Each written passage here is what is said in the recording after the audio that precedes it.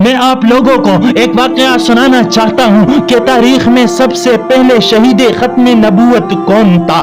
ایک جلیل القدر صحابی حضرت حبیب بن زید رضی اللہ تعالیٰ عنہ کو جھوٹے مدعی نبوت مسلمہ کذاب کے لوگ پکڑ کر لے گئے۔ مسلمہ کذاب نے حضرت حبیب سے پوچھا، حضرت حبیب رضی اللہ تعالیٰ عنہ سے پوچھا کہ کیا آپ حضرت محمد صلی اللہ علیہ وسلم کو اللہ کا رسول مانتے ہیں؟ جواب دیا، ہاں میں مانتا ہوں۔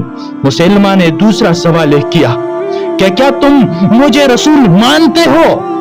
جواب میں اس صحابی رسول نے ارشاد فرمایا، ان فی اذنہ صمن عن سماع ما تقول، میرے کان تیرے اس بات یعنی دعوے نبوت کو سننے سے انکاری ہے۔ مسلمہ نے اس صحابی رسول کا ایک بازو کاٹنے کا حکم دیا، بازو کٹ گیا۔ مسلمہ نے اپنا سوال دہرایا مگر جواب وہی ملا۔ پھر دوسرا ہاتھ کاٹا گیا، وہ ظالم ایک ایک عضو کاٹتا رہا اور پوچھتا رہا مگر ہر سوال پر جواب وہی تھا، حتیٰ کہ حضرت حبیب بن زید رضی اللہ تعالیٰ کے جسم کے ٹکڑے ٹکڑے کر کے انہیں شہید کر دیا گیا، مگر ختم نبوت کے اس سب سے پہلے شہید نے جناب رسالت مآب صلی اللہ علیہ وسلم کے رسالت کے بعد کسی اور کے لیے رسالت و نبوت کا جملہ سننے کے لیے اپنے کانوں کا آمادہ نہیں پایا۔